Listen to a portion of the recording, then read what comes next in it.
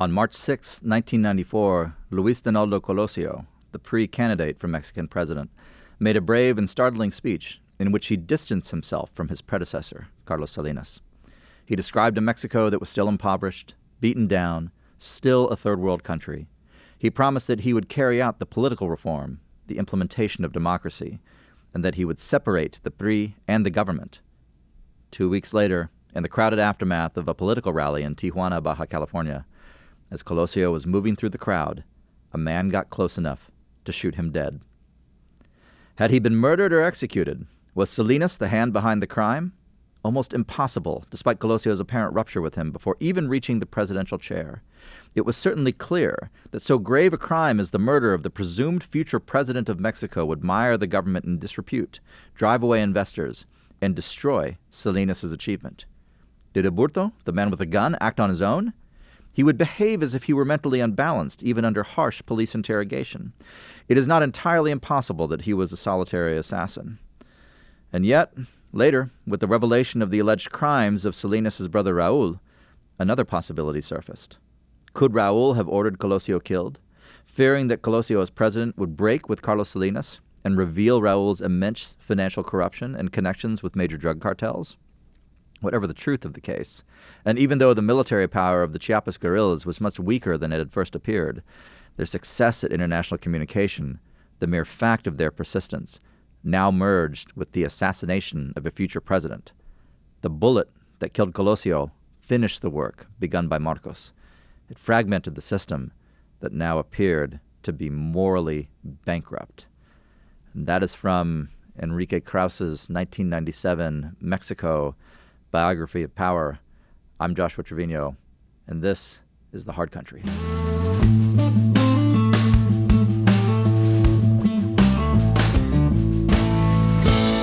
Hello, everyone, and welcome to The Hard Country podcast. My name is Melissa Ford. I'm a policy director at the Texas Public Policy Foundation, and I'm joined by Joshua Treviño, our Chief of Intelligence and Research.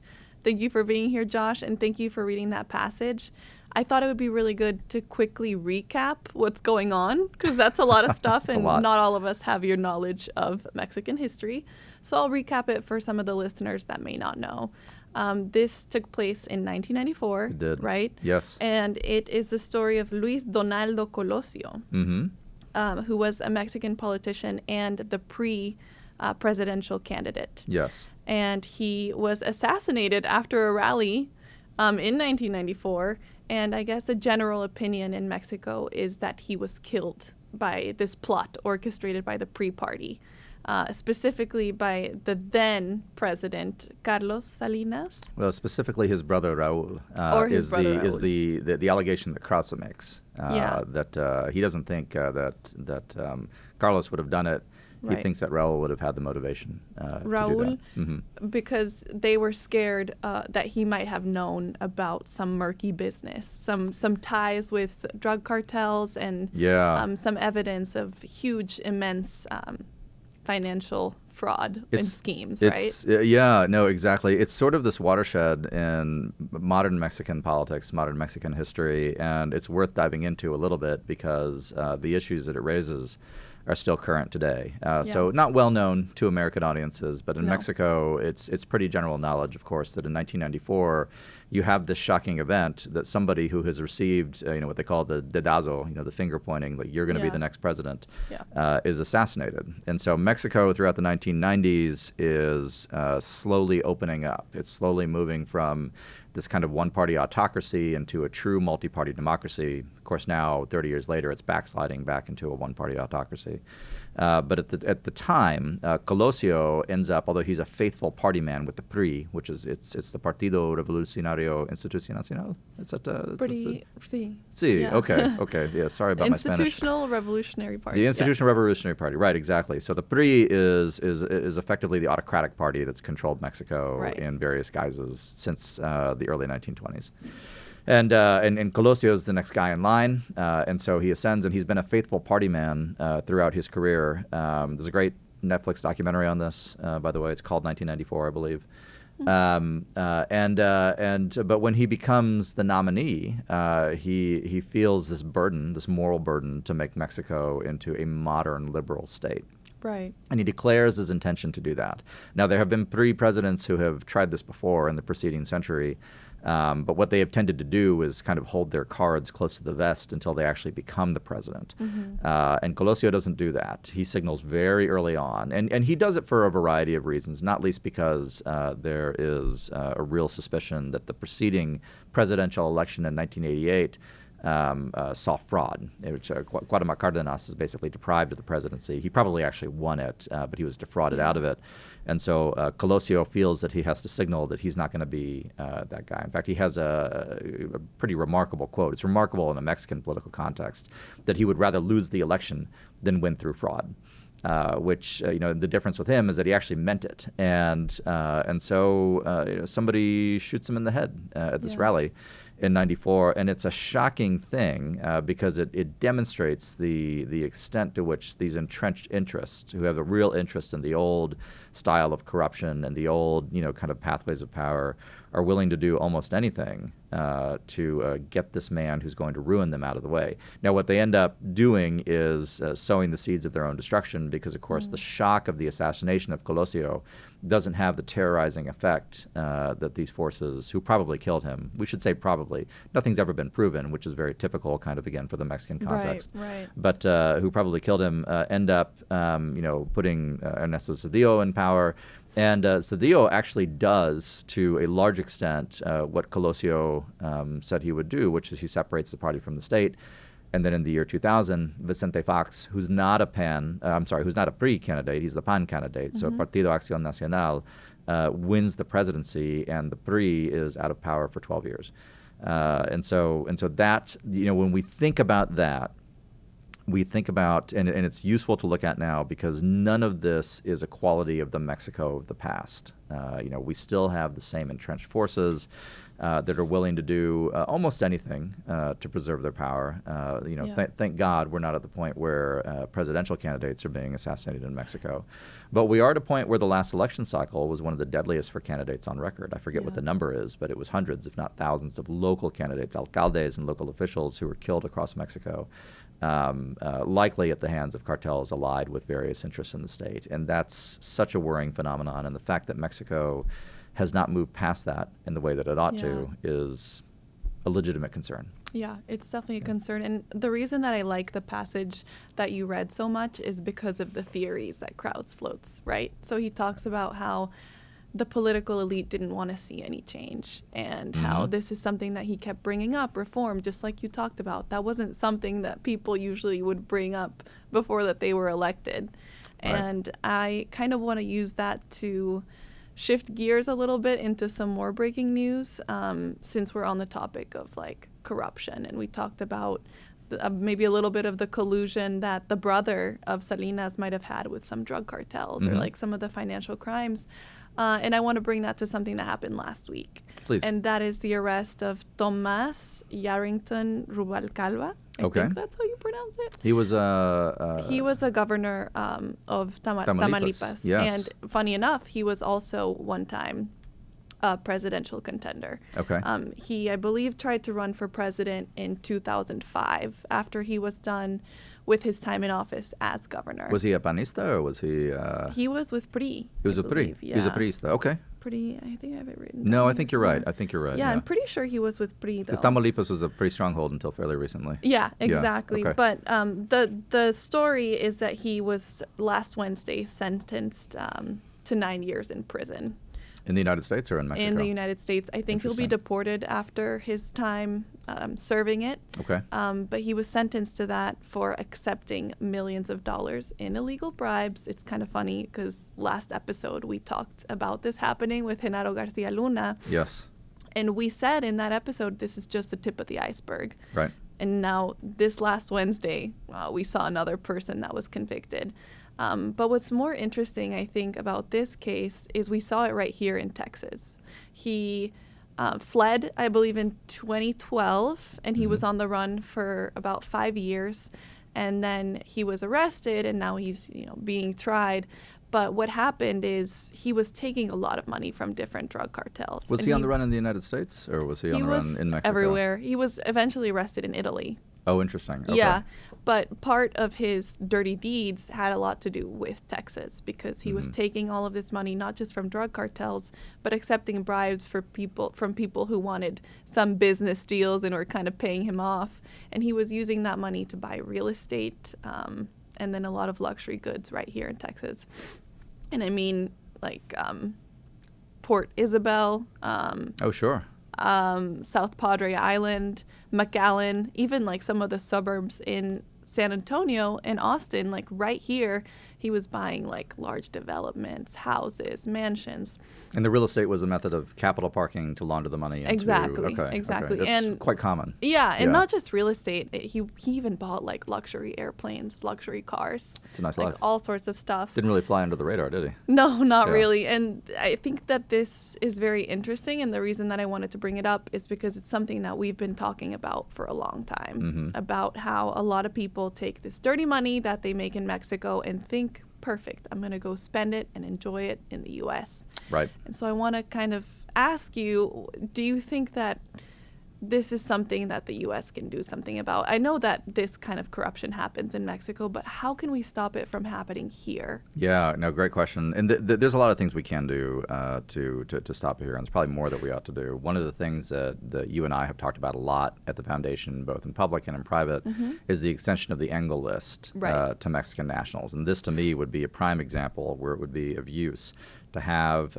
people on a list, and right now it only applies to, I think, Honduran, Nicaraguan, Guatemalan, and I think El Salvadorian nationals, yes, right? Correct. So it's not it was recently extended to Nicaragua. Recently extended to Nicaragua, yeah, right, because the Ortega regime there has bent over backwards to revive the enmity with the United States, which is crazy of them, but very characteristic at the same time. Dictators don't change. Whether it's from the 1980s or now. We should extend it to Mexico and Mexican nationals at the same time. And so if we were to do that, then individuals like this, even in the absence of, say, a prosecutable crime within the United States that we had jurisdiction over, we could still go ahead and deny them the ability to enter, to invest their assets, to access their assets if need be.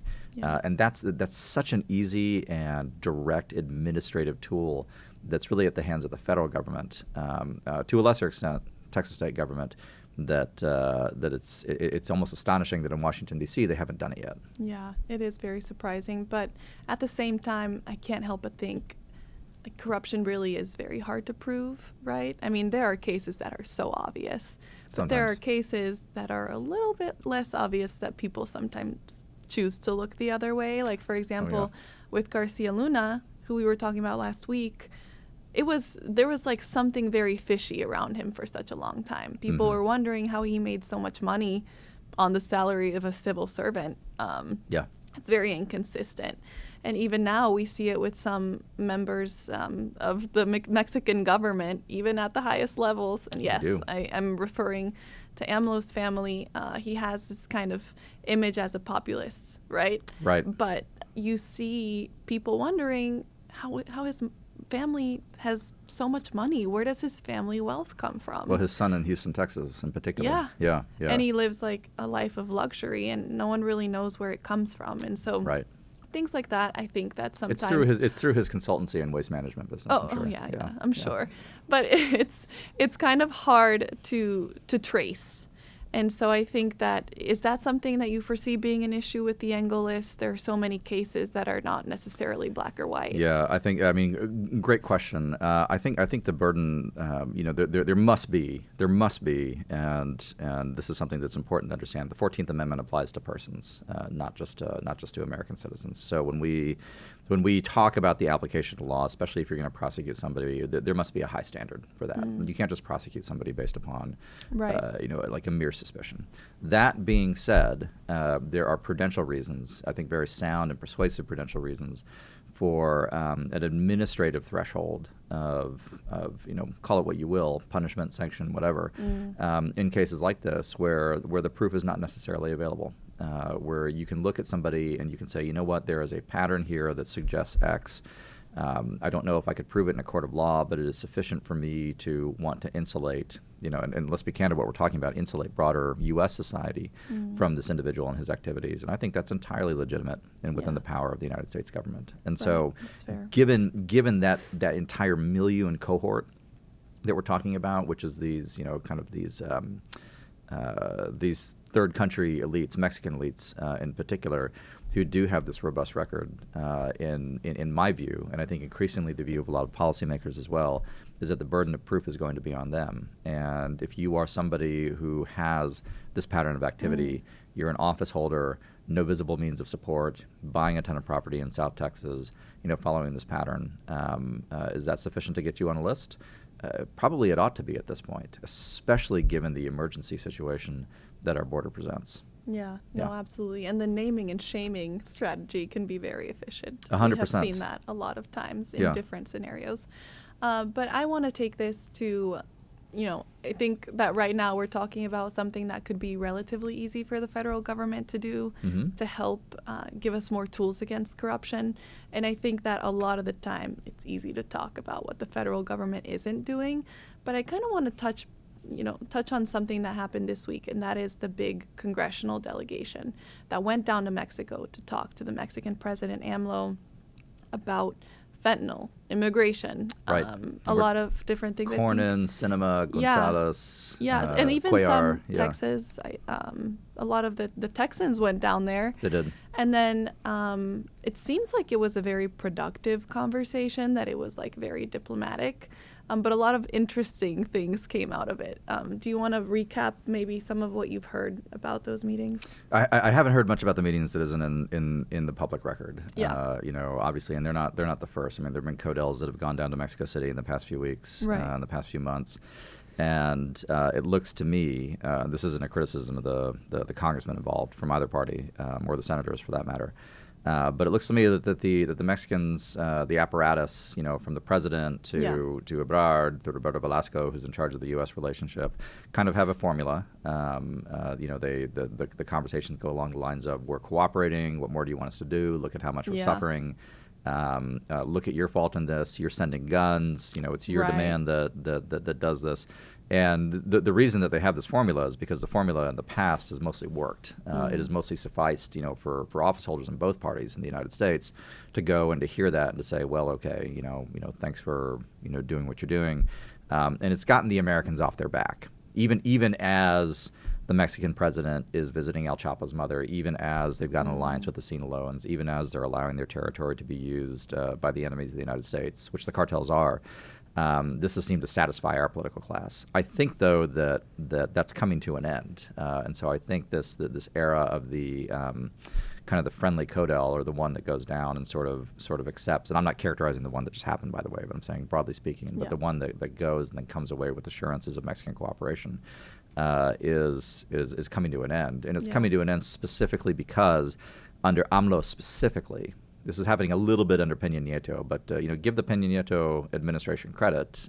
They were profoundly unpopular in Mexico, but they understood the Americans really well. They did, because that was their real milieu, right? And so AMLO doesn't, and so AMLO, I think we've talked about this before, has maneuvered Mexico quite foolishly into. I think we might have talked about this in the last episode, but it's worth regoing. The bipartisan kill zone in American politics, which is that the Republicans are mad at him because of his threats to them, and his obvious involvement in cartel activities, and the Democrats increasingly don't like him either because he has progressively destroyed the electoral infrastructure in Mexico, which kind of pushes a hot button for them.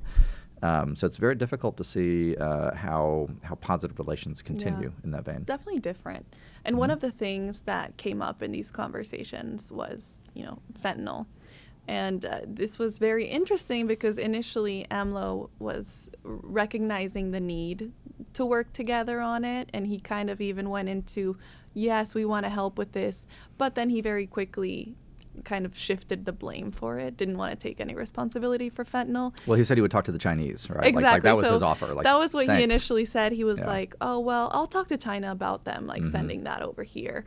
And then he kind of, shifted gears and blamed the Americans for demanding it and for consuming it. Right. And then he even recently said that Mexico does not produce or consume fentanyl. Did you see that? Right. Just basically completely denied any involvement or responsibility with it. And literally the day after he says that, he appoints a fentanyl czar to deal with Mexico's fentanyl problem. Yeah, but why? I thought, Mexico didn't have a fentanyl Well, problem. I guess it got one in 24 hours. Yeah, I guess so. But I wanted to ask you your initial thoughts on that. And I also wanted to kind of compare and contrast two different policy methods. Can I read you two quotes Of really course, quick? yeah, please. Okay. So I really want to get your expert opinion on these two different policy methods. The first one is AMLO recently doubling down on this approach that we've constantly seen to this drug crisis. He told reporters this week that the drug crisis is being caused by a lack of hugs and of embraces. Right. And he also said about the U.S., why don't they, the United States, take care of their problem of social decay? There's a lot of disintegration of families. There's a lot of individualism. There is a lack of love, of brotherhood, of hugs and embraces. Mm-hmm. That is what U.S. officials should be dedicating funds to address the causes. So now that's the first approach. Sure. The second approach is actually from South Carolina Senator Lindsey Graham, Right. who we'll talk about later when we're talking about the testimony this week. Sure. But he said earlier this month, we are going to unleash the fury and might of the United States against cartels. We're going to destroy their business model and their lifestyle because our national security and the security of the United States as a whole depends on us taking decisive action. Okay. These are very different approaches. And They I are. want to ask you what you think the solution is. Maybe it's somewhere in the middle, because obviously it is a problem that there is so much demand for drugs. 100%. But that being said, we do need to take decisive action against these cartels. Yeah. So what do you think is like a good middle ground here? Well, let me address AMLO on American society first. There actually is a legit critique of American society buried in there. I don't think for a moment that AMLO particularly cares about American society one way or the other. And certainly, even if you accepted his critique in full, it still doesn't even begin to account for or excuse his deliberate and willing cession of territory to the cartels for operations against the United States. He has an obligation, a moral obligation, but also an obligation under international law to make sure that his sovereign territory is not used to attack a neighbor, which right now Mexico, the Mexican state, does do that. So we need to be 100% clear on that. It's true that there is a problem with social atomization, with breakdown, with demand for drugs here in the United States. We've heard about these deaths of despair that have really taken over a lot of the country. It's tragic, it's horrible, and ultimately it's on us. Right, so it's on us that our society has gone this way, and that is something that we as Americans cannot look away from. However, if we started a fire, that doesn't mean the Mexican state gets to pour gasoline on it. And so the reality is that we have to do both. We have to address the things that need to be addressed, which is gigantic in itself. But if there is a foreign party actor, in which case there is in the Mexican state, that is exacerbating and to some extent being causative of the problem, we have to be clear that the demand exists because the supply exists in many cases, especially when it comes to addictive substances. Right. That they've got an obligation to clean up themselves. The reason that AMLO talks about this, I think to your earlier point, is he wants to deflect any responsibility or blame from his administration of Mexico. And so that's why he offers, which I think and I hope that the senators and congressmen on the delegation found this as insulting as I do, his offer to talk to the Chinese about fentanyl precursors and chemicals being shipped. We don't need Andrés Manuel López Obrador to talk to China for us. We can do that ourselves. What we need for him is to exercise full sovereignty over Mexico, which is his obligation that he routinely fails at.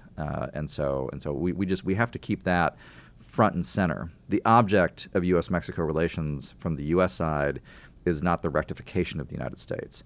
It is the obligation of Mexico to meet its baseline obligations as a neighbor and as a sovereign state. Now, all that being said, the Mexican response to everything I've just said is that the United States also has an obligation to prevent guns from coming south. We've heard this directly in meetings with Mexican officials that, we flood you with drugs, you flood us with guns, so who's really at fault here, right? And so that's which is this horrific false dichotomy that they raise up. It gains purchase in the United States because, of course, our friends on the center left actually believe it. Like they actually do think. They don't believe in the Second Amendment. They don't believe that there's any positive role for firearms in a free society, and so they're perfectly willing to believe kind of this epistemic fiction that they've created for themselves, in which mass ownership of firearms has created a kind of a mass shooting society, which there's plenty of evidence that that's not the case. But that it's doing the same in Mexico, and so the things that they blame for crime and shooting in the U.S. are also to blame for crime and shooting in Mexico. And the reality is that in both cases there are local, I would even say like indigenous to the country, so indigenous to the United States, indigenous to Mexico, reasons that these things happen. They're societal causes. The firearms that are available in the United States legally are not the firearms that are putting cartels on par with the Mexican military. They're not the firearms that are putting the Mexican cartels on par with local police forces and enabling them to be quasi-sovereigns in themselves. And that's something that we have to really clearly understand. It is true that there are guns that go south, undeniable. And should the United States do more about it, there's always something more we can do. Are we not doing enough? I would dispute that. Is it causative of what's happening in Mexico? Absolutely not. Right now in the United States, I cannot go buy an armored vehicle with a 50 cal mounted on the back that's fully automatic. I cannot buy a fully automatic weapon at McBride's Guns here in Austin.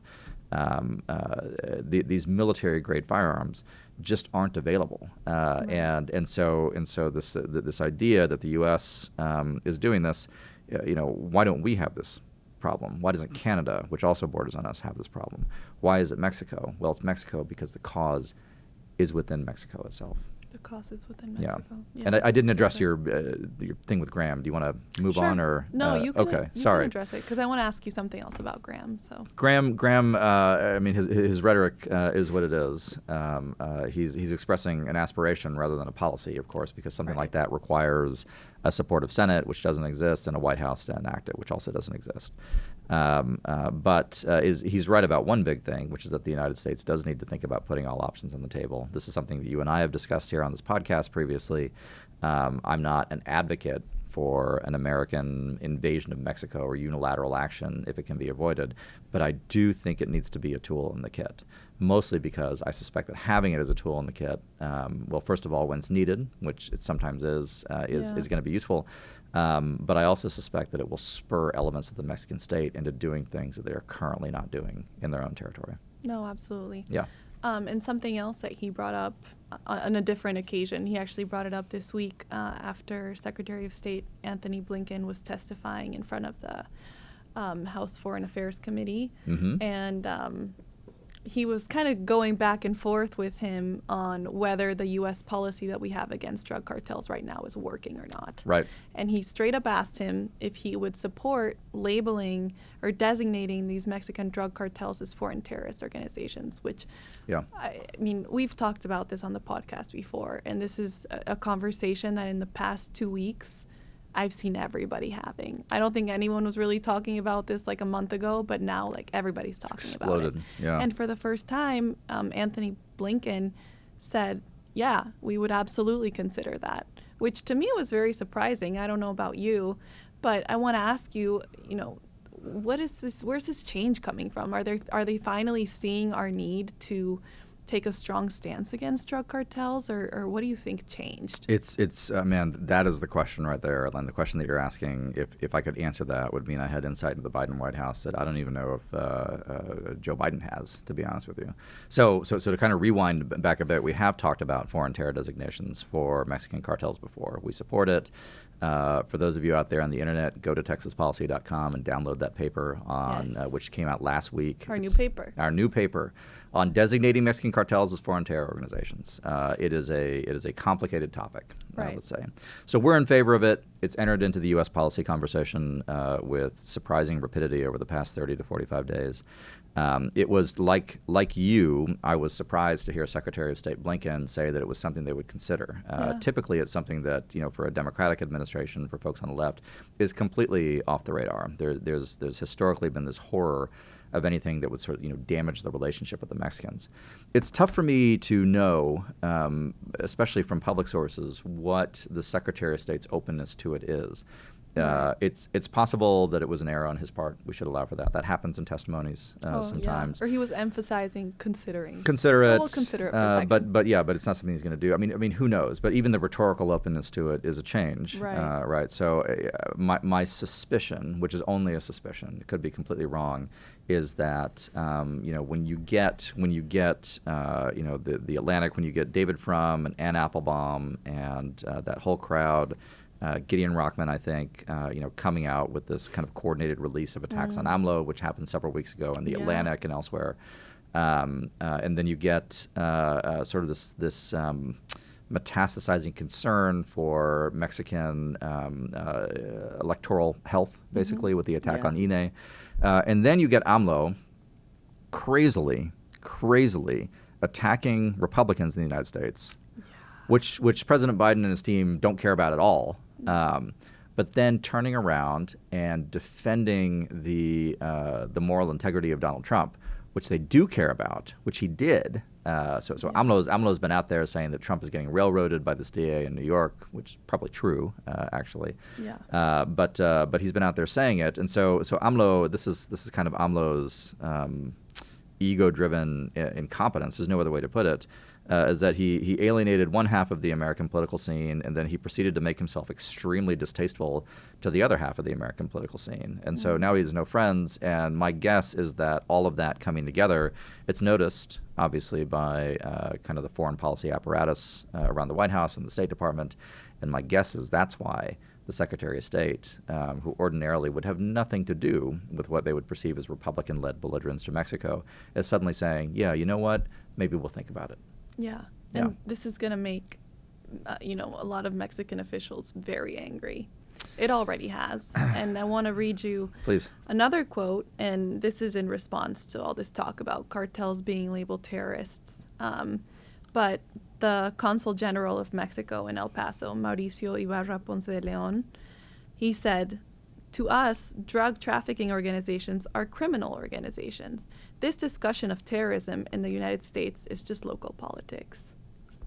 So maybe you could help me figure this out, Josh. Cartels, they have enslaved so many communities in Mexico. They have created such a violent environment in Mexico. They have killed so many people. Oh, yeah. And I'm just kind of Hundreds of dumbfounded thousands. why they continue, why the Mexican government continues to defend them so much. Can you shed any light on that? Well, it's a hierarchy of values, and again, this is a theme that we return to over and over and over. But but I think it's worth saying over and over and over as well. There's nobody who suffers more from the regime in Mexico and the state of affairs in Mexico than the Mexican people themselves. And as a descendant of Mexican people. My most recent Mexican ancestors were my great-grandparents, at least 3 of them, who were born in Mexico. I've got their immigration papers in the first half of the 20th century, come to the United States. And so this is a fresh connection. I knew them because, of course, everybody has kids really early. So these are people that I knew, and a culture and a milieu of which I'm actually terrifically proud in many ways. And so you see this happen, and you see this political class that does not seem to care all that much what happens to a nation over which they're supposed to be stewards. And in me, it evinces a sense of disgust in full candor. And that's a value judgment, but it's not one that I don't shrink from in this particular case. And so, you view them as criminal groups. That's fine. What are you doing about it? When a criminal group takes over 35 to 45% of your territory, a figure that we've talked about a lot, is it still just a criminal group? Is it really a local law enforcement issue? Of course it's not. They're forcing down aviation. They're shutting down airports. They're controlling ports. They're liaising with the army, for gosh sakes. And at a certain point, you have to call them what they are. And if the Mexican Consul General in El Paso doesn't like it, then the people with whom he needs to speak, frankly, are not estadounidenses. It's not us. It's not Americans. It needs to be fellow Mexicans and fellow Mexican office holders who need to do right, not by us in America, but by their own countrymen. And if they do that, then they'll be good neighbors. They haven't. Absolutely. And maybe, one thing I've floated around is maybe it's just a sovereignty thing. is that the more he's being told to do something about cartels, now he's just like hard-headed and he doesn't want to, because he wants to keep kind of this narrative like we are sovereign, don't tell us what to do. And you've seen that repeatedly, not just him, but a lot of the people that work with him, and he repeated it a lot of times at this rally that he had this week, where he was talking about how we are not a U.S. colony, we're not a U.S. protectorate, don't tell us what to do. And not just that, but he's become very angry at the U.S. You kind of touched on, how he was defending Trump a little bit, but he said, how dare the U.S. be talking about violence when President Joe Biden is bombing the Nordic, what's it called? Oh, the Nord Stream pipeline. Yeah. Nord Stream pipeline. The one guy who takes Seymour Hersh seriously is the president of Mexico. Yeah, and then he says, like, how dare you talk to us about human rights when, like, Julian Assange is detained. Right. And then he says, finally, like, what you touched on is, how are you guys talking to us about election interference and democracy when you in the U.S. are trying to interfere with Donald Trump running for an election? You just don't want him to be able to run because he's the main 2024 presidential contender. Right. So you're trying to shut him up or, like, not give him an option. So, like, initial thoughts, like, some people may say, like, oh, we're just being very quick to judge and not looking at the issues that we have here in the U.S. There's always a basket of critiques. In the United States, we bring this on ourselves to a certain extent because we set ourselves up historically as kind of a moral nation and a nation apart and a city on the hill and all that. And so we're always vulnerable to that kind of critiques. A lot of people forget that one of the main drivers of the civil rights movement in the 1950s and 60s was actually the Soviet and communist world critique of American segregation. Now, American segregation needed to go. The critique in itself was morally legitimate, but it came from this foreign source, and so there we went. This is kind of what AMLO is reviving at this point. Last week I had the privilege of being on Speaker Newt Gingrich's podcast talking about this exact topic. And one of the things that he asked me in correspondence, I don't think I'm talking out of school, but apologies, Speaker, if you're watching this, was whether or not if the United States were to act unilaterally in Mexico, what would the Mexican armed forces do? And I think we have to understand this. We have to be very clear-eyed about it. That the Mexican armed forces, which are to a shocking extent corrupt and complicit with the cartels themselves, would probably oppose us. But it's not likely that they would oppose us on the grounds that they're defending their cartel friends. Some of them might, particularly in the Army. But like Semar, for example, which is the Navy, which is relatively well-trusted, would probably also oppose us on it. And it's because they really do see themselves as they ought to, as defenders of Mexican sovereignty. And so this idea that you have to defend the sovereignty first, they won't defend it against cartels, but they'll defend it against the Americans, is present, and candidly, I think that's a virtue on their part. Good for them that they'll defend the country. Now do the whole thing, right? And so one illustrative historical example comes in 1916. So Pancho Villa raids Columbus, New Mexico. General Pershing assembles a punitive expedition, goes into Mexico, and spends several months kind of wandering around northern Mexico looking for Pancho Villa, right, to bring him to justice, which never happens. There's actually a considerable amount of combat that happens between the American Expeditionary Force and Mexican forces. But here's the interesting part, is that most of the combat that happens, and there's several Americans who were killed in this. We actually I think we lose a couple battles, like small unit actions against Mexican forces. It wasn't really against Villa's forces. It was against the Carrancista forces, who otherwise were out to suppress Villa, who actually end up murdering Villa several years later for their own purposes. But those Carrancista forces, who you would think ordinarily might want to cooperate with the United States versus Pancho Villa, who's kind of an independent warlord at that point, didn't do that. And they didn't do that on grounds of Mexican nationalism. And again, I do think this is an expression of civic virtue. So if I were Mexican, I would regard this as laudable that they wanted to defend their country. But we just have to understand that reflex is there. And in candor, as Americans, we would probably have the same reflex if the tables were turned. Yeah. Yeah. That's likely. Very likely, yes. Yeah. So you can't fault them for that, is what I'm saying. No, of course. I just wish they would act against their domestic enemies as much as their foreign ones. Right. No, I agree. Yeah. And this was kind of the topic of conversation. This has been a very dragged out conversation, the one that I'm about to refer to.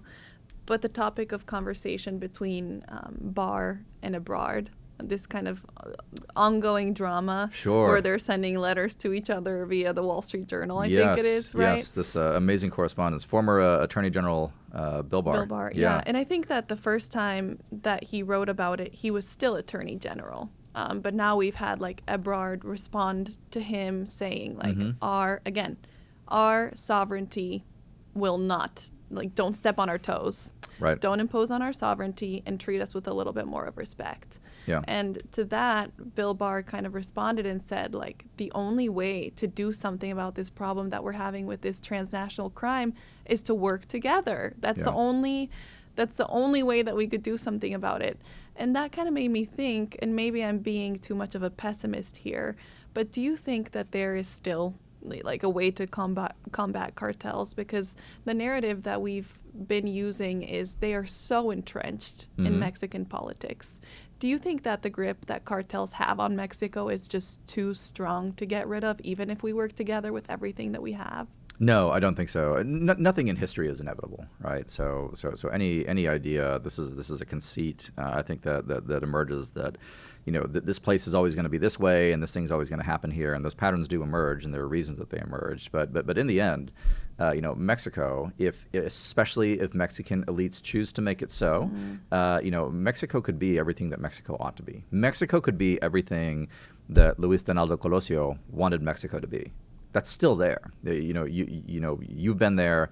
I've been there. We've talked to numerous Mexicans. Our friends there. That's what they say. Many of our friends there, who understand that the fulfillment of their nation's promise, lies in defeating the bad guys and having a civics that's open to all. And I remain, again, I think I've said this before, long-term an optimist. Now we can define the long-term like in the course of centuries. And Mexico with 500 to 700 years of history, may have another 500 to 700 before it becomes who knows? God willing, it's in our lifetimes. But it could be that. That being said, if the analysis is that you can never uproot them, you still fight them. You still fight them. The inability to come to a definitive solution, which is common in human affairs, does not militate against action on doing what needs to be done. We still have a mafia in the United States. We prosecute them nonetheless. Colombia still has cartels in Cali and Medellin and every other place that they were in the 1990s, but they've been suppressed. You still fight them. Human evil doesn't disappear. That's something rooted in the nature of man and the consequence of the fall, and it's always going to be with us until the last day. But we still have an obligation to do everything that we can to not let them win. To not let them win, to fight it, to combat it, to not surrender, and that is a virtue in itself. And I think I know that Americans can find it. I think Mexicans can too. I know many of them on an individual level have. And so our role, yours and mine, as individuals involved in policy and narrative, is to do what we can to facilitate that. No, absolutely. It's, like you say, an ongoing battle. Yeah. I just think that we need some leadership, and then hopefully it'll happen. Well, we need leadership. On the American side, we need leadership to look to the American interests and to the Texas interest specifically. And that is going to differ. It's not going to be synonymous with the Mexican interest.